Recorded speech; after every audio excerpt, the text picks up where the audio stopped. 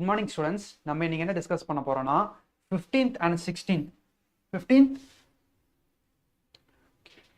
15th and 16th மார்ச்க்கான current affairs தான் நம்ம இன்னைக்கு பார்க்க போறோம். ஓகேங்களா? ஸோ இன்னைக்கு என்னென்ன டாபிக்லாம் நம்ம வந்து பார்க்க போறோம் சொல்லிட்டு ஒரு கிளான்ஸ் பார்த்துடலாம். சயின்ஸ் டாபிக்ல என்ன பார்க்க போறோம்னா longer reversal duration of earth's magnetic poles. ஓகேங்களா?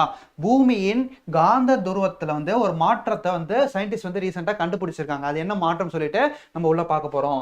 நெக்ஸ்ட் வந்து பார்த்தீங்கன்னா யூனிட் 4 இந்தியன் பாலிட்டியில் என்ன பார்க்க போறோம்னா வெள்ளிமலை. ஓகேங்களா? தமிழ்நாட்டில் ஒரு தொகுதி இருக்குப்பா, வெள்ளிமலைன்ற தொகுதி தேனி டிஸ்ட்ரிக்ட்ல இருக்கு. ஸோ அதில் வந்து பார்த்தீங்கன்னா என்னது ஒரு ஸ்பெஷல் போலிங் பூத்தாக அதை அறிவிச்சிருக்காங்க. ஸோ அது ஏன் வந்து ஒரு சிறப்பான வாக்குச்சாவடின்னு சொல்லிட்டு சொல்லிட்டு நம்ம உள்ள பார்க்க போறோம். நெக்ஸ்ட் வந்து பாத்தீங்கன்னா unit 5 economy and developer administration. இந்த டாபிக்ல என்ன நீங்க பார்க்க போறோம்னா பாரத் டெக்ஸ் 2026, அதாவது பாரத் டெக்ஸ் 2026 என்ற சம்மிட் வந்து கண்டக்ட் பண்ண போறாங்க சென்ட்ரல் கவர்மெண்ட்ல. ஸோ அது எங்க கண்டக்ட் பண்ண போறாங்க, அந்த டெக்ஸோட அந்த சம்மிட்டோட தீம் என்னன்னு சொல்லிட்டு நம்ம உள்ள பார்த்துருவோம். நெக்ஸ்ட் வந்து பாத்தீங்கன்னா மிஸ்செலேனியஸ் டாபிக்ஸ் என்ன பார்க்க போறோம்னா 60வது ஞானபீட் அவார்டு, அதாவது 60வது ஞானபீட விருது வந்து ஒரு தமிழ் அறிஞருக்கு வந்து கொடுத்துருக்காங்க. அவர் யாருன்னு சொல்லிட்டு நம்ம உள்ள பார்த்துருவோம். நெக்ஸ்ட் வந்து பார்த்தீங்கன்னா ஃபர்ஸ்ட் எவர் கிராண்ட் மாஸ்டர் செஸ்ல பார்த்தீங்கன்னா கிராண்ட் மாஸ்டர்ன்ற ஒரு டைட்டில் இருக்கு. ஸோ அது பார்த்தீங்கன்னா ஸ்டேட் ஆஃப் அசாம்ல வந்து ஃபர்ஸ்ட் டைம் ஒருத்தருக்கு கிடைச்சிருக்கு. யாருக்குன்னு சொல்லிட்டு நம்ம உள்ள பார்த்துருவோம். நெக்ஸ்ட் வந்து பார்த்தீங்கன்னா கலாநிதி அவார்ட்ஸ், கலாநிதி விருதுகளை அறிவிச்சிருக்காங்க. யார் யார் கொடுக்குறாங்க சொல்லிட்டு நம்ம உள்ள பார்த்துருவோம். நெக்ஸ்ட் வந்து பார்த்தீங்கன்னா ஃப்ரீடம் ஷீல்டு அப்படின்ற ஜாயிண்ட் மிலிட்ரி எக்ஸசைஸ். ஓகேங்களா? கூட்டு ராணுவ பயிற்சி. ஸோ எந்த நாட்டுக்கு இடையில் நடைபெறுதுன்னு சொல்லிட்டு ஒரு விரிவான தகவலை நம்ம உள்ள பார்த்துருவோம். நெக்ஸ்ட் வந்து பார்த்தீங்கன்னா வேர்ல்டு இம்பார்ட்டன்ட் டேஸ்ல என்ன பார்க்க போறோம்னா வேர்ல்டு கன்சியூமர் ரைட்ஸ் டே, அதாவது உலக நுகர்வு உரிமைகள் தினம். ஓகேங்களா? ஸோ அது வந்து வேர்ல்டு மேத்தமெட்டிக்ஸ் டே, உலக கணித தினம். ஸோ இந்த ரெண்டு இம்பார்ட்டன்ட் டேஸ் பத்தி தான் நம்ம இன்னைக்கு பார்க்க போறோம். ஓகேங்களா? ஸோ உள்ள டீட்டெயிலாக பார்க்க போகலாம். ஃபர்ஸ்ட் சயின்ஸ் டாபிக்ல என்ன இன்னைக்கு கவர் பண்ண போறோம்னா longer reversal duration of earth's magnetic poles, அதாவது பூமியின் காந்த துருவ மாற்றங்களை அதிக காலம் நீட்டித்தல் சொல்றாங்க. ஓகேங்களா? ஃபர்ஸ்ட் இந்த மேக்னெட்டிக் போல்ஸ் அப்படின்னா என்னன்னு சொல்லிட்டு நம்ம உள்ள டீட்டெயிலா பார்த்துருவோம். ஓகேங்களா? ஃபர்ஸ்ட் இந்த மேக்னெட்டிக் போல்ஸ், இந்த மேக்னெட்டிக் ஃபீல்டா இருக்கட்டும், போல்ஸா இருக்கட்டும், எங்க இருக்குன்னா ஃபர்ஸ்ட் எர்த் இப்படி இருக்குப்பா. ஓகேங்களா? எர்த் இப்படி இருக்கு. ஸோ இந்த எர்த்தை சுற்றி தான் நம்மளுக்கு வந்து இந்த மேக்னெட்டிக் ஃபீல்டு இருக்கு. ஓகேங்களா? இந்த மேக்னெட்டிக் ஃபீல்டில் தான் நம்மளுக்கு வந்து இதை டிசைட் பண்ணி தான் நார்த் போல், சவுத் போல், இதெல்லாம் வந்து இந்த வட துருவம் தென் துருவம்லாம் பார்த்தீங்கன்னா நம்மளுக்கு வந்து இந்த மேக்னெட்டிக் ஃபீல்டை டிபெண்ட் பண்ணி தான் இருக்கும். ஸோ இந்த மேக்னெட்டிக் ஃபீல்டு நம்மளுக்கு என்ன உதவியெல்லாம் பண்ணுதுன்னு சொல்லிட்டு பார்த்தோம்னா சன் இருக்குங்களா, சன்லேருந்து நம்மளுக்கு வந்து சோலார் விண்ட் வந்து அதிகமாக வந்துகிட்டே இருக்கும். ஓகேங்களா? சூரியகாந்த புயல் சொல்லிட்டு சோலார், அதாவது சன்னிலேருந்து வரும், சன்னோட ரேடியேஷன் மூலமாக நம்மளுக்கு வந்து எர்த்தை வந்து அட்டாக் பண்ண வரும். ஸோ இந்த ஒரு ரேடியேஷனை வந்து தடுக்கிறது வந்து பார்த்தீங்கன்னா எலக்ட்ரிக், அதாவது இந்த எர்த்தை சுற்றி இருக்க காந்த புலம் தான். ஓகேங்களா? எர்த்தோட மேக்னெட்டிக் ஃபீல்ட் தான் நம்மளுக்கு வந்து இதை ஸ்டாப் பண்ணி நம்ம எர்த்தை வந்து ப்ரொடெக்ட் பண்ணிட்டு இருக்கு. ஓகேங்களா? ஸோ இதில் வந்து ஒரு சேஞ்சஸ் வந்து சயின்டிஸ்ட் வந்து கண்டுபிடிச்சிருக்காங்க. அதாவது இந்த நார்த் போல் சவுத் போல் இருக்குல்ல, ஸோ இது வந்து ஒவ்வொரு 10,000 வருஷத்துக்கும் வந்து பார்த்தீங்கன்னா நம்மளுக்கு வந்து சேஞ்ச் ஆகுமா. ஓகேங்களா? இந்த மேக்னெட்டிக் ஃபீல்டில் இருக்க நார்த் போலும் சவுத் போலும் ஒரு 10,000 வருஷத்துக்கு முன்னாடியும் ஃபிளிப் ஆகுமா. அதாவது இப்போ இந்த ஒரு 10,000 வருஷம், இந்த ஒரு 10,000 இயர்ல வந்து நார்த் போலிங்க சவுத் போலிங்கன்னா இது வந்து நார்த் சவுத்னு சொல்லிட்டு நெக்ஸ்ட் 10,000 இயர்ஸ்ல மாறிடும். ஸோ இதுதான் வந்து ரெகுலர் ப்ரியாரிட்டி இது வரைக்கும் இருந்திருக்கு. இது வரைக்கும் டேட்டா படி பார்த்தீங்கன்னா ஒவ்வொரு 10,000 வருஷத்துக்கும் ஒரு முறை வந்து அந்த நார்த் போல் சவுத் போல் வந்து மேக்னெட்டிக் ஃபீல்டு காந்த புலத்தில் வந்து சேஞ்ச் ஆகுதா சயின்டிஸ்ட் வந்து கண்டுபிடிச்சி ஒரு டேட்டா வச்சிருந்தாங்க. ஆனால் ரீசன்ட் டிஸ்கவரியில் என்ன கண்டுபிடிச்சிருக்காங்கன்னா இந்த 10,000 வருஷம்ன்றது உண்மை கிடையாது, 70,000 வருஷம் வரைக்கும் கூட இது நிலைச்சிருக்கும். ஸோ இந்த நார்த் போல் சவுத் போல்ன்றது 70,000 வருஷம் வரைக்கும் கூட மாறாம அப்படியே அந்த ஒரே ஸ்டேஜ்ல இருக்குன்னு சொல்லிட்டு ரீசெண்டாக கண்டுபிடிச்சிருக்காங்க. எதை வச்சு கண்டுபிடிச்சிருக்காங்கன்னு சொல்லிட்டு பார்த்தோன்னா அதாவது 40 மில்லியன் இயர்ஸ் அகோ. ஓகேங்களா? ஸோ 40 மில்லியன் ஆண்டுகளுக்கு முந்தைய ஆழ்ந்த கடல் படிமங்கள். ஓகேங்களா?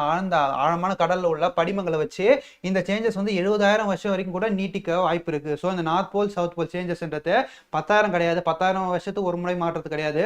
ஸோ 70,000 வருஷத்துக்கு ஒரு முறையும் மாறக்கூடியதுன்னு சொல்லிட்டு இந்த ஒரு செடிமெண்டேஷன், இந்த ஒரு படிமம் மூலமா நம்மளுக்கு வந்து சயின்டிஸ்ட் வந்து கண்டுபிடிச்சிருக்காங்க. இதனால நம்மளுக்கு என்ன இம்பாக்ட் ஆகுதுன்னு சொல்லிட்டு பார்த்தோன்னா இந்த சன் கிட்ட இருந்து வர அந்த சோலார் காந்த புயல் கிட்ட இருந்து நம்ம எர்த்தை வந்து இந்த மேக்னெட்டிக் ஃபீல்ட் தானே காப்பாத்துது.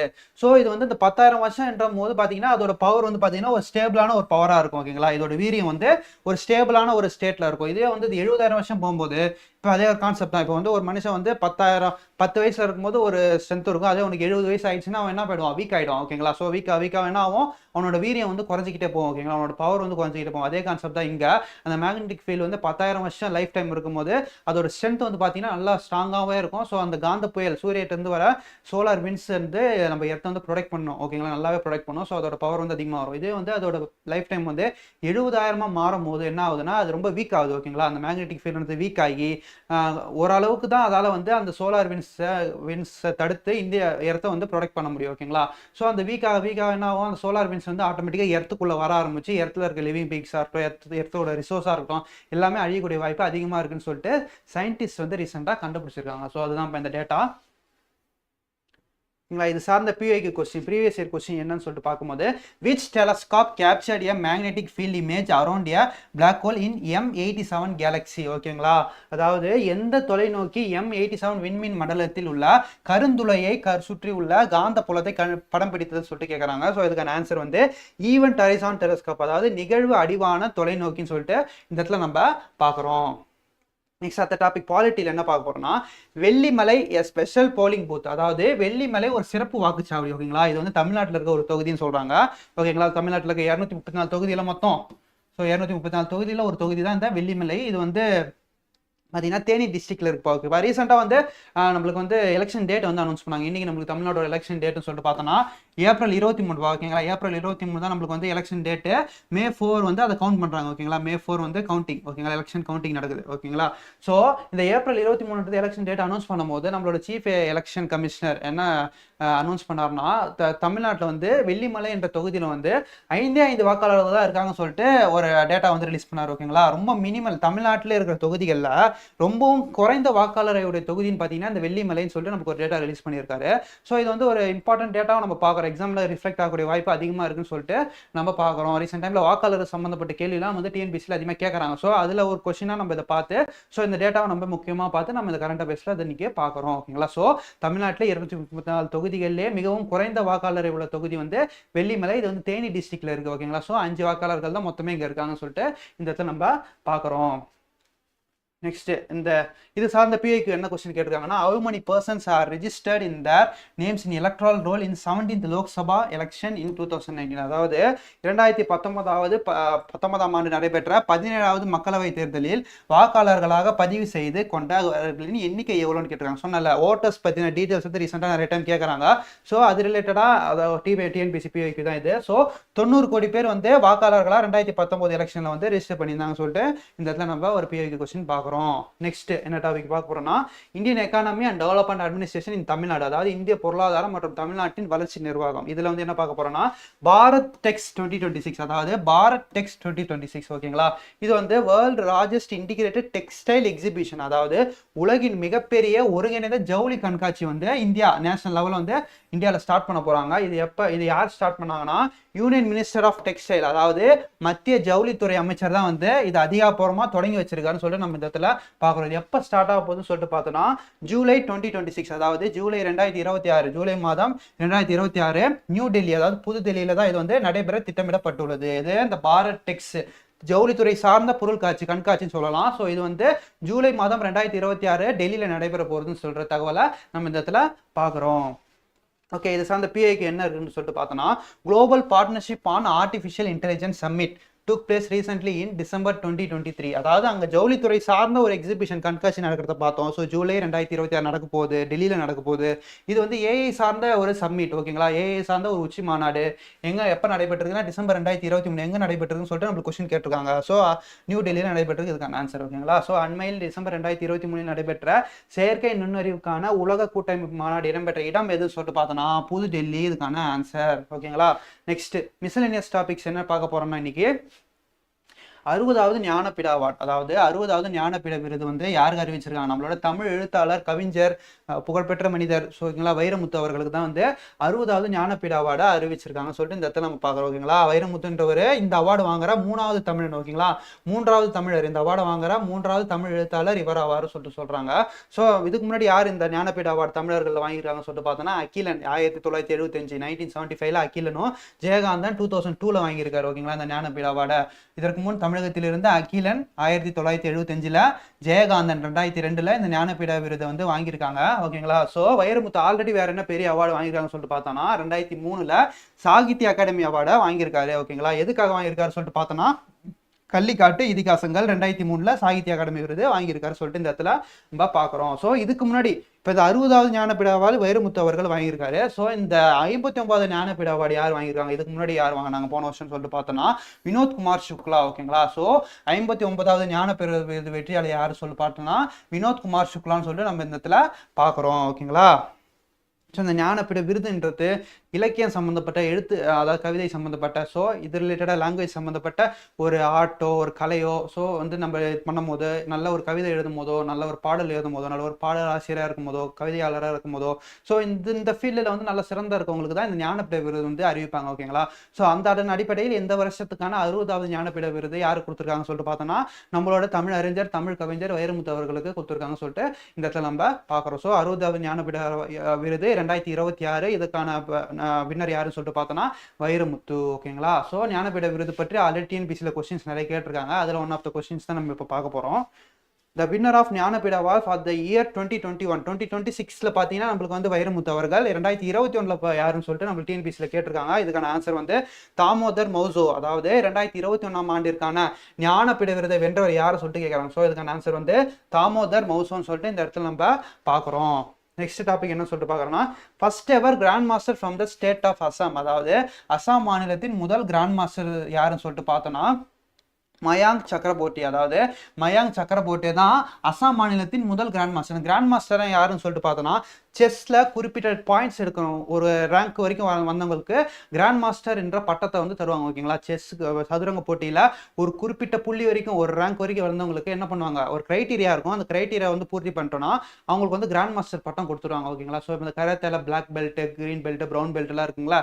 ஸோ அதே மாதிரி வந்து செஸ்ல வந்து பார்த்தீங்கன்னா ஒரு குறிப்பிட்ட கிரைட்டீரியா வந்து நம்ம வந்து சாட்டிஸ்ஃபை பண்ணிட்டோம்னா நம்மளுக்கு வந்து கிராண்ட் மாஸ்டர் என்ற ஒரு பட்டத்தை கொடுத்துருவாங்க. ஓகேங்களா. ஸோ அப்படின்னு பார்த்தீங்கன்னா ரீசெண்டாக நம்ம தமிழ்நாட்டில் அதிகமான கிராண்ட் மாஸ்டர்ஸ்லாம் வந்து வளர்ந்துட்டு இருக்காங்க. கேஷா இருக்கட்டும் பிரக்யானந்தாவா இருக்கட்டும். ஓகேங்களா. ஸோ அதன் வரிசையில் பார்த்தீங்கன்னா இந்தியாவில் வந்து அடுத்த கிராண்ட் மாஸ்டர் அசாம் மாநிலத்தின் முதல் கிராண்ட் மாஸ்டர் யாருன்னு சொல்லிட்டு பார்த்தோன்னா நம்மளுக்கு மயாங்க் சக்கரவர்த்தி. ஓகேங்களா. மயாங்க் சக்கரவர்த்தி தான் நம்மளுக்கு ரீசெண்டாக அசாம்லேருந்து வந்த முதல் grandmaster chess grandmaster யார் சொல்லிட்டு பார்த்தீங்கன்னா மயாங்க் சக்கரவர்த்தி. இவர் வந்து இந்தியா அளவில் பார்த்தீங்கன்னா 94வது கிராண்ட் மாஸ்டர் சொல்லிட்டு இந்த இடத்துல நம்ம பார்க்குறோம். இவர் வந்து ரீசெண்டாக செஸ் டேலண்ட் டோர்னமெண்ட் ஓகேங்களா ஸ்டாக்ஹோமில் நடந்த செஸ் டேலண்ட் டோர்னமெண்ட்டில் பங்கெடுத்து அதில் வெற்றி பெற்றதன் மூலம் இவருக்கு வந்து என்ன ஆகுது அந்த ரேங்கை வந்து அந்த கிரைட்டீரியா வந்து ஃபில் பண்ணி இவர் வந்து கிராண்ட் மாஸ்டர் என்ற பட்டத்தை வாங்கியிருக்கான்னு சொல்லிட்டு இந்த இடத்துல நம்ம பார்க்குறோம். ஸோ அசாமோட முதல் கிராண்ட் மாஸ்டர் யார், மயாங்க் சக்கரவர்த்தின்னு சொல்லிட்டு இந்த இடத்துல நம்ம பார்க்குறோம். இவருக்கு வயசு பார்த்தீங்கன்னா ஒன்லி 16 இயர்ஸ் தான். 16 வயசை அடைந்தவர். இவர் வந்து அசாம் மாநிலத்தில் உருவான முதல் கிராண்ட் மாஸ்டர் சொல்லிட்டு நம்ம இந்த இடத்துல பார்க்குறோம். ஸோ செஸ் சார்ந்த கேள்வி டிஎன்பிசியில் கேட்டிருக்காங்க ஆல்ரெடி. அது என்னன்னு சொல்லிட்டு பார்க்கும்போது who got the second place in the World Chess Championship 2023. அதாவது 2023 ஆண்டு உலக கோப்பை சதுரங்க போட்டியில் 2ஆம் இடத்தை பிடித்தவர் யாருன்னு சொல்லிட்டு கேட்குறாங்க. இதுக்கான ஆன்சர் வந்து பிரக்யானந்தா. நம்மளோட தமிழ்நாட்டை சேர்ந்த பிரக்யானந்தா சொல்லிட்டு நம்ம இந்த இடத்துல பார்க்குறோம். ஓகேங்களா. ஸோ மூணாவது மிஸ்லினியஸ் டாபிக் என்னன்னு சொல்லிட்டு பார்த்தோன்னா கலாநிதி அவார்டு கலாநிதி விருதுகள் சொல்லிட்டு ரீசெண்டாக வந்து கொடுத்துருக்காங்க. யாருக்குன்னு சொல்லிட்டு பார்க்கும்போது சங்கீத கலாநிதி அவார்டு ஃபர்ஸ்ட் வந்து பார்த்தீங்கன்னா சங்கீத கலாநிதி விருது. அதாவது இசை சார்ந்த தொழில்களில் ஈடுபடுபவர்கள் இசை வந்து ப்ரொடியூஸ் பண்ணுறாங்க வீணா ஸோ கம்போசர்ஸ் இவங்களுக்கெல்லாம் வந்து தரத்துல என்னது இந்த சங்கீத கலாநிதி அவார்டுன்றது. ஓகேங்களா. ஸோ இது ரீசெண்டாக யாருக்கு கொடுத்துருக்காங்கன்னு சொல்லிட்டு பார்த்தோன்னா ஜெயந்தி குமரேஷ். ஓகேங்களா. ஜெயந்தி குமரேஷ் அவர்களுக்கு தான் தந்திருக்காங்க. இதை வந்து இந்த அவார்டை வந்து எப்போ கொடுத்தாங்க அப்படின்னு சொல்லிட்டு பார்த்தீங்கன்னா மியூசிக் அகாடமின்னு ஒன்று இருக்குப்பா இங்கே தான் இருக்குது. ஓகேங்களா. ஸோ புதுப்பேட் கிட்ட இருக்குப்பா. ஓகேங்களா. இந்த மியூசிக் அகாடமின்றது அதோட 100வது மாநாட்டில் தான் வந்து இந்த விருதை வந்து அறிவிச்சிருக்காங்க. ஓகேங்களா. இவங்க வந்து ஒரு வீணா ஸ்பெஷலிஸ்ட். ஓகேங்களா. வீணை கலைஞர் வீணை வாசிப்பாளர் சொல்லிட்டு இவங்களை சொல்றாங்க. ஜெயந்தி குமரேஷ்ன்றவங்களுக்கு இவங்களுக்கு தான் வந்து சங்கீத கலாநிதி விருது கொடுத்துருக்காங்க. ஓகேங்களா. சங்கீத கலாநிதி விருது யாரு கொடுத்துருக்காங்க, ஜெயந்தி குமரேஷ். இவங்க வந்து ஒரு வீணை வாசிப்பாளர். ஓகேங்களா. வீணை வாசிப்பாளர்கள் சொல்லிட்டு இவங்கள நம்ம சொல்றோம். ஓகேங்களா. ஸோ நெக்ஸ்ட் பார்த்தீங்கன்னா நிருத்திய கலாநிதி அவார்டு. ஓகேங்களா. நிருத்திய கலாநிதி விருது யாரு கொடுத்துருக்காங்கன்னு சொல்லிட்டு பார்க்கும்போது நம்மளுக்கு நரேந்திர ஜி. ஓகேங்களா. நரேந்திர ஜி அவர்களுக்கு தான் வந்து என்னது நம்மளுக்கு நிருத்திய கலாநிதி அவார்டு சொல்லியிருக்காங்க. இவர் எந்த ஃபீல்ட்ல ஸ்பெஷலிஸ்ட் சொல்லிட்டு பார்க்கும்போது நம்மளுக்கு பரதநாட்டிய கலைஞர் சொல்லிட்டு நம்மள சொல்றாங்க. ஓகேங்களா. பரதநாட்டிய கலைஞர் தான் யார், இந்த நரேந்திர ஜி. இவருக்கு தான் வந்து என்ன கொடுத்துருக்காங்க, நிருத்திய கலாநிதி அவார்டு சொல்லிட்டு நம்மளுக்கு இவருக்கு கொடுத்துருக்காங்க சொல்லிட்டு நம்ம பார்க்குறோம். ஸோ சங்கீத கலாநிதி யார் கொடுத்துருக்காங்கன்னு சொல்லிட்டு பார்த்தா யாருக்கு? ஜெயந்தி குமரேஷ் அவர்களுக்கு சங்கீத கலாநிதி விருது கொடுத்துருக்காங்க. அதே டைம் பார்க்கும்போது நிருத்திய கலாநிதி அவார்டு யார் கொடுத்துருக்காங்க சொல்லிட்டு பார்க்கும்போது நரேந்தர் ஜிக்கு தான் நம்மளுக்கு கொடுத்துருக்காங்க. நரேந்தர் ஜி வந்து பரதநாட்டிய கலைஞர். அதே வந்து சங்கீத கலாநிதி விருது வாங்கின ஜெயந்தி குமரேஷ் வந்து வீணை வாசிப்பாளர், வீணை இன்ஸ்ட்ருமெண்ட் வந்து கம்போஸ் பண்ணுறவங்க தான் இந்த ஜெயந்தி குமரேஷ் அவர்கள். ஓகேங்களா? ஸோ எங்களுக்கு வந்து சங்கீத கலாநிதி, நரேந்திரஜிக்கு வந்து நிருத்திய கலாநிதி சொல்லிட்டு நம்ம இந்த இடத்துல பார்க்குறோம். ஸோ இந்த மியூசிக் சார்ந்த பிஐக்கு கொஸ்டின் ஆல்ரெடி கேட்டிருக்காங்க. என்னன்னு சொல்லிட்டு பார்க்கும்போது name the Indian music band which own Grammy award இன் 2024. ஓகேங்களா? ஸோ 2024 கிராமிய விருதை வென்ற இந்திய இசைக்குழுவின் பெயர் என்னன்னு சொல்லிட்டு கேட்குறாங்க. இதுக்கான ஆன்சர் வந்து நம்மளுக்கு சக்தி. ஓகேங்களா? நெக்ஸ்ட் வந்து பார்த்தீங்கன்னா freedom shield joint military exercise. ஓகேங்களா? ஃப்ரீடம் ஷீல்டு கூட்டு ராணுவ பயிற்சி இது எந்த 2 நாடுகளுக்கு இடையில் நடந்த ராணுவ பயிற்சி சொல்லிட்டு பார்க்கும்போது யுனைடெட் ஸ்டேட்ஸ் அமெரிக்காவுக்கும் சவுத் கொரியாவுக்கும் இடையே நடந்தது தான் இந்த ஃப்ரீடம் ஷீல்டு என்ற மிலிட்ரி எக்ஸசைஸ் சொல்லிட்டு நம்ம பார்க்க போகிறோம். மிலிட்ரி எக்ஸசைஸ் சொல்லும்போது ரீசெண்ட் டைமில் நம்மளுக்கு நிறைய கொஸ்டின்ஸ் கேட்குறாங்க. டிஎன்பிஎஸ்சியாக இருக்கட்டும், டிஎன்யூஎஸ்ஆர்பி, எஸ்ஐபிசியாக இருக்கட்டும், நம்மளுக்கு இந்த military exercise, naval exercise, air force exercise சொல்லிட்டு நம்மளுக்கு இந்த ரிலேட்டடாக நிறைய கொஸ்டின் கேட்குறாங்க. அந்த வரிசையில் பார்க்கும்போது நம்மளுக்கு வருணா ஆல்ரெடி பார்த்த மாதிரி வருணா ஃப்ரான்ஸு. ஓகேங்களா? வருணா வந்து பிரான்ஸுக்கும் இந்தியாவுக்கும் நடக்கிற ஒரு இராணுவ பயிற்சி. நெக்ஸ்ட் வந்து பார்க்கும்போது இந்திரா வந்து இந்தியாவுக்கும் ரஷ்யாவுக்கும் பார்த்துருப்போம். ஓகேங்களா? இந்திரா வந்து இந்தியாவுக்கும் ரஷ்யாவுக்கும். யூத் அபியாஸ்ன்னு சொல்லும்போது நம்மளுக்கு வந்து அமெரிக்காவுக்கும் இந்தியாவுக்கும் சொல்லிட்டு நம்ம பார்த்துருப்போம். யூத் அபியாஸ். நெக்ஸ்ட் வந்து சைக்ளோன் வந்து இந்தியாவுக்கும் எகிப்துக்கும் பார்த்துருப்போம்.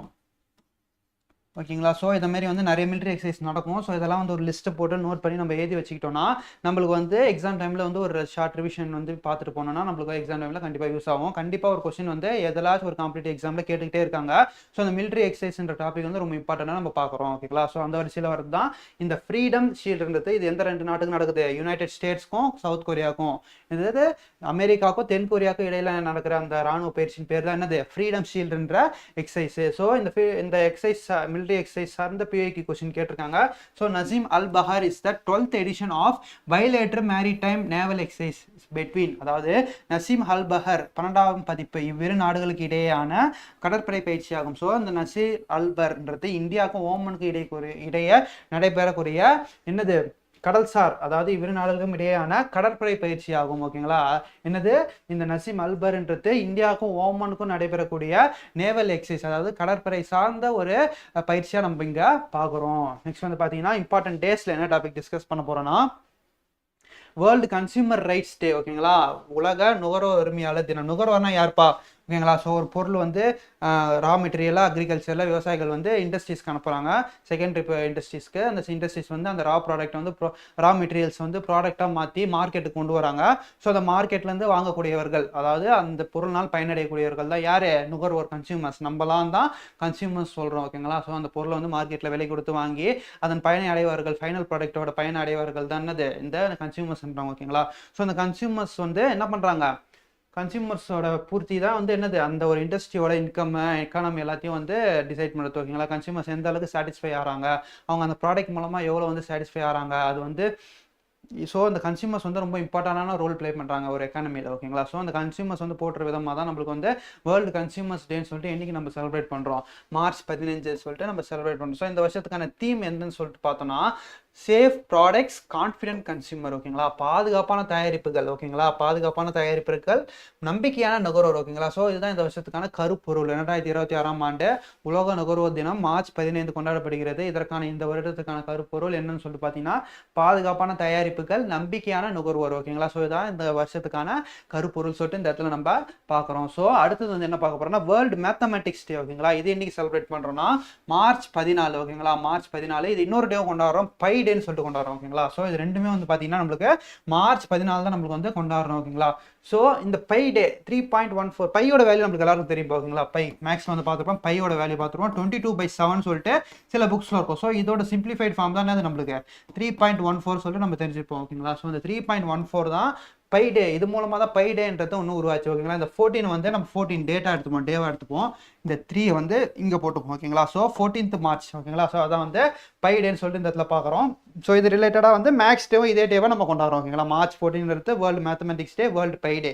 இது ரெண்டுமே வந்து பார்த்தீங்கன்னா நம்மளுக்கு என்னைக்கு மார்ச் 14 நம்ம பார்க்குறோம். ஸோ இந்த வருஷத்துக்கான தீம் என்னன்னு பார்த்தீங்கன்னா மேத்தமெட்டிக்ஸ் டேக்கு, கணித நாளுக்கு, mathematics for a sustainable future, அதாவது நிலையான எதிர்காலத்திற்கான கணிதம். ஸோ இதுதான் இந்த வருஷத்துக்கான கருப்பொருள் சொல்லிட்டு நம்ம பார்க்குறோம். ஓகேங்களா? ஸோ இதோட இது சார்ந்த பிஐக்கு என்ன இம்பார்ட்டன்ட் டேஸ் சார்ந்த பிஐக்கு என்ன சொல்லிட்டு கேட்டிருக்காங்க பார்த்தீங்கன்னா, வேர்ல்டு என்வைரான்மெண்ட் டே. ஆக்சுவலாக வந்து மேட்ச், இது வந்து ஒரு மேட்ச்சில் ஃபாலோயிங்க. ஸோ இது வந்து என்ன கேட்டிருக்காங்கன்னா ஓகே, வேர்ல்டு என்விரான்மெண்ட் டே, அதாவது உலக சுற்றுச்சூழல் தினம் என்னைக்குன்னு சொல்லிட்டு நம்ம செலிப்ரேட் பண்ணோம்னா ஜூன் 5. அதாவது ஜூன் 5 தான் நம்மளுக்கு என்னது உலக சுற்றுச்சூழல் தினம், வேர்ல்டு என்விரான்மெண்ட் டே. அதாவது பூமி தினம், பூமி தினம் எர்த் டே என்னைக்கு செலிப்ரேட் பண்ணுறோம்னா ஏப்ரல் 22. ஓகேங்களா? ஏப்ரல் 22 தான் வந்து நம்மளுக்கு என்னது உலக பூமி தினம், அதாவது எர்த் டே வந்து ஏப்ரல் 22 செலிப்ரேட் பண்ணுறோம். நெக்ஸ்ட் வந்து பார்த்தீங்கன்னா வேர்ல்டு வாட்டர் டே, இது என்னைக்கு செலிப்ரேட் பண்ணுறோம்னா மார்ச் 22, மார்ச் 22 தான் என்னது உலக தண்ணீர் தினம். நெக்ஸ்ட் வந்து பார்த்தீங்கன்னா நேஷனல் பொல்யூஷன் ப்ரிவென்ஷன் டே, அதாவது தேசிய மாசு தடுப்பு நாள் என்னைக்குன்னு சொல்லிட்டு பார்த்தீங்கன்னா டிசம்பர் 2, அதாவது டிசம்பர் 2 தான் நம்மளுக்கு என்னது தேசிய மாசு தடுப்பு நாள், நேஷனல் பொல்யூஷன் ப்ரிவென்ஷன் டேன்னு சொல்லிட்டு நம்ம பார்க்குறோம். ஸோ இதோட இன்னைக்கான கரண்ட் அஃபேர்ஸ் வந்து ஓவர் ஆச்சு. இது வரைக்கும் பார்த்த கரண்ட் அஃபேர்ஸ் நம்ம வந்து கொஸ்டின் வைஸாக நம்ம ரிவிஷன் பண்ணிடலாம். ஓகேங்களா? என் கூட சேர்ந்து நீங்களும் ஆன்சர் பண்ண பாருங்க. ஓகேங்களா? அப்போ தான் வந்து இன்னைக்கு பார்த்த கரண்ட் அஃபேர்ஸ் நம்மளுக்கு வந்து மனசு நல்லா பதியும். ஓகேங்களா? ஸோ பார்த்துருவோம். Which of the following is true regarding the reversal of Earth's magnetic pole based on recent research? அதாவது சமீபத்திய ஆராய்ச்சியில் பூமியின் காந்த துருவ மாற்றங்கள் குறித்து பின்வருவற்றில் எது உண்மைன்னு சொல்லிட்டு நம்மளுக்கு கேட்குறாங்க. என்ன எதுக்கு உண்மைனா, reversal always takes exactly 10,000 years. Reversal can last up to 70,000 years. The magnetic field strengthened during the transition. Solar radiation is blocked more effective during reversal. ஓகேங்களா? துருவ மாற்றங்கள் எப்போதும் சரியாக 10 ஆண்டுகள் எடுக்கும். துருவ மாற்றங்கள் 70,000 ஆண்டுகள் வரை நீட்டிக்கலாம். மாற்றத்தின் போது காந்தப்புலம் வலிமையடைகிறது. துருவ மாற்றங்களின் போது சூரிய கதிர்வீச்சு மிகவும் திறம்பட தடுக்கப்படுகிறது. ஸோ இதுக்கான ஆன்சர் வந்து நம்மளுக்கு என்னது ஆப்ஷன் பி. இந்த ரீசெண்டான டிஸ்கவரி படி 10,000 ஆண்டுகள் கிடையாது. ஸோ இந்த north pole south pole magnetic field காந்தப்புலத்தில் மாற்றக்கூடிய காலம் வந்து 10,000 ஆண்டுகள் கிடையாது, 70,000 ஆண்டுகள் சொல்லிட்டு ரீசெண்டாக கண்டுபிடிச்சிருக்காங்க. ஸோ இந்த 70,000 ஆண்டுகளாக நம்ம மாறும்போது என்ன ஆகுது, ஆட்டோமேட்டிக்காக மேக்னெட்டிக் ஃபீல்டோட ஸ்ட்ரென்த் குறைஞ்சி ஆட்டோமேட்டிக்காக வந்து சூரியன்லேருந்து வர காந்த புயல் வந்து பூமியை தாக்குது. ஓகேங்களா? இதனால வந்து பல பாதிப்புகள் ஏற்படும் சொல்லிட்டு ஒரு வார்னிங் மெசேஜா சயின்டிஸ்ட் வந்து சொல்லியிருக்காங்க சொல்லிட்டு நம்ம பார்த்தோம். நெக்ஸ்ட் வந்து பார்த்தீங்கன்னா, in which district of Tamil Nadu special polling booth are setting up for only 5 voters, அதாவது 5 வாக்காளர்களை உடைய தமிழ்நாட்டில் உள்ள எந்த மாவட்டத்தில் சிறப்பு வாக்குச்சாவடி அமைக்கப்பட உள்ளதுன்னு சொல்லிட்டு நம்மளுக்கு கேட்குறாங்க. இதுக்கான ஆன்சர் வந்து என்னது நம்மளுக்கு தேனி டிஸ்ட்ரிக்ட்ல தான் அது வெள்ளிமலை சொல்லிட்டு பார்த்தோமா, வெள்ளிமலை வாக்குச்சாவடி தான் அது ஒன்லி ஃபார் 5 voters, 5 வாக்காளர்களே மட்டும் உடைய வாக்குச்சாவடி சொல்லிட்டு நம்ம பார்த்தோம். நெக்ஸ்ட் வந்து பார்த்தீங்கன்னா, where is the world's largest integrated textile exhibition Bharat Tex 2026 schedule to take place, அதாவது உலகின் மிகப்பெரிய ஒருங்கிணைந்த ஜவுளி கண்காட்சியான பாரத் டெக்ஸ் 2026 எங்கு நடைபெற திட்டமிடப்பட்டுள்ளதுன்னு சொல்லிட்டு கேட்குறாங்க. இதுக்கான ஆன்சர் வந்து நம்மளுக்கு என்னது புதுடெல்லின்னு சொல்லிட்டு பார்த்தோம். ஓகேங்களா? எப்போ ஸ்டார்ட் ஆக போகுது, ஜூலை 2026 சொல்லிட்டு பார்த்தோமா. ஓகேங்களா? ஜூலை 2026. நெக்ஸ்ட் வந்து பார்த்தீங்கன்னா 4th, who is the third Tamil writer to be selected for prestigious Jnanpith award. ஓகேங்களா? ஸோ மதிப்புமிக்க ஞானபீட விருதுக்கு தேர்ந்தெடுக்கப்பட்ட 3வது தமிழ் எழுத்தாளர் யாருன்னு சொல்லிட்டு கேட்குறாங்க. ஸோ 60வது ஞானபீட விருதை வின் பண்ண ஒரு இவர் தான். இதுக்கான ஆன்சர் வந்து வைரமுத்து. ஓகேங்களா? ஆல்ரெடி 2 தமிழர்கள் வின் பண்ணியிருந்தாங்க. ஸோ அவங்க யாருன்னு சொல்லிட்டு பார்க்கும்போது அகிலன் ஜெயகாந்தன். ஓகேங்களா? அகிலன் 1975 வின் பண்ணியிருப்பாரு. ஜெயகாந்தன் வந்து 2002 வின் பண்ணியிருப்பாரு. ஓகேங்களா? ஸோ இந்த வினோத் குமார் சுக்லா என்றவர் யாரு, 59வது ஞானபீட விருது, இந்த வருஷத்துக்கு முன்னாடி வருஷம். ஓகேங்களா? 2025 ஆண்டுக்கான ஞானபீட விருது வின் பண்ணவர் தான் யாரு, நம்மளுக்கு வினோத் குமார் சுக்லா. ஸோ இந்த வருஷம் 60வது ஞானபீட விருதை வின் பண்ணவது நம்மளோட தமிழறிஞர் வைரமுத்து அவர்கள். ஓகேங்களா? நெக்ஸ்ட் வந்து பார்த்தீங்கன்னா, who recently become India's 94th Grandmaster and first ever from the state of Assam, அதாவது சமீபத்தில் இந்தியாவின் 94வது கிராண்ட் மாஸ்டராகவும் அசாம் மாநிலத்தின் முதல் கிராண்ட் மாஸ்டராகவும் உருவெடுத்தவர் யாருன்னு சொல்லிட்டு கேட்குறாங்க. இதுக்கான ஆன்சர் வந்து நம்மளுக்கு மயாங்க் சக்கரவர்த்தி. ஓகேங்களா? மயாங்க் சக்கரவர்த்தி தான் நம்மளுக்கு யாரு first ever grand master. Assam மாநிலத்தில் வந்தால் முதல் கிராண்ட் மாஸ்டர் மற்றும் இந்திய அளவில் பார்த்தீங்கன்னா 94வது கிராண்ட் மாஸ்டர் சொல்லிட்டு இவரை நம்ம பார்க்குறோம். நெக்ஸ்ட் வந்து பார்த்தீங்கன்னா, which musical instrument Jayanthi Kumaresh the recipient of Sangeetha Kalanidhi award specialised இன், அதாவது சங்கீத கலாநிதி விருதுக்கு தேர்வு செய்யப்பட்டுள்ள ஜெயந்தி குமரேஷ் வந்து எந்த இசைக்கருவியில் நிபுணத்துவம் பெற்றவர் சொல்லிட்டு கேட்குறாங்க. ஆல்ரெடி பார்த்தப்ப நம்மளுக்கு என்னது வீணை வாசிப்பாளர் சொல்லிட்டு நம்ம ஆல்ரெடி பார்த்தோம். ஓகேங்களா? நெக்ஸ்ட் வந்து பார்த்தீங்கன்னா, freedom shield is a joint military exercise conducted between which 2 nation, அதாவது ஃப்ரீடம் ஷீல்டு என்ற இந்த எந்த இரு நாடுகளுக்கு இடையே நடத்தப்படும் கூட்டு ராணுவ பயிற்சி அப்படின்னு சொல்லிட்டு கேட்குறாங்க. இதுக்கான ஆன்சர் வந்து நம்மளுக்கு என்னது, United states and south Korea. ஓகேங்களா, அமெரிக்காவுக்கும் தென் கொரியாவுக்கும் இடையில் நடைபெறும் அந்த ராணுவ பயிற்சி தான் என்னது, freedom shield. Next, what is the theme of the world consumer rights day 2026? அதாவது 2026ஆம் ஆண்டிற்கான உலக நுகர்வோர் உரிமைகள் தினத்தின் கருப்பொருள் என்னன்னு சொல்லி நம்ம கேட்குறாங்க. இதுக்கான answer safe product confident consumers. ஓகேங்களா, பாதுகாப்பான தயாரிப்புகள் நம்பிக்கையான நுகர்வோருக்கான ஆன்சர். ஓகேங்களா, மேத்தமெட்டிக்ஸ் ஃபார் சஸ்டைனபிள் ஃபியூச்சர்ன்றது world mathematics day March 14 celebrate பண்ணுறோம் இல்லையா? ஸோ அதுக்கான கருப்பொருள் தான் என்னது, இந்த mathematics for a sustainable future. ஓகேங்களா, so world mathematics day is celebrated annually on March 14 to coincide with which other observance? அதாவது March 14 வந்து நம்ம உலக கணித தினமா கொண்டாடுறோம். ஓகேங்களா, ஸோ இது கூட இன்னொரு நாள் கொண்டாடுறோம். என்ன நாள் கொண்டாடுறோம்னா பை தினம். பை டே வந்து நம்ம March 14 கொண்டாடுறோம். ஓகேங்களா, ஸோ இதோட கொஸ்டின் ரிவிஷன் செஷன் முடிஞ்சிடுச்சு. ஸோ இன்னைக்கான கரண்ட் அஃபேர்ஸும் முடிஞ்சிடுச்சு. ஸோ டெய்லி கரண்ட் அஃபேர்ஸ் நான் ஆல்ரெடி சொல்கிற மாதிரி டெய்லி கரண்ட் அஃபேர்ஸ் வீடியோட நிறுத்திடாம அதனால ஷார்ட் நோட்ஸ் எடுத்து வச்சுக்கிட்டிங்கன்னா வீக்லி ரிவிஷன் மந்த்லி ரிவிஷன் எல்லாம் பண்ணிட்டு எக்ஸாம் டைமில் ஒரு டைம் கிளான்ஸ் பார்த்துட்டு போகும்போது பார்த்தீங்கன்னா நம்மளுக்கு வந்து கரண்ட் அஃபேர்ஸில் ஒரு நல்ல மார்க்கே எடுக்கலாம். ஸோ நம்ம அடிக்கடி ரிவிஷன் பண்ண தான் கரண்ட் அஃபேர்ஸ்ன்றது நம்ம மைண்டில் உட்காரும். ஸோ நம்ம சப்ஜெக்ட் படிக்கிறோம்.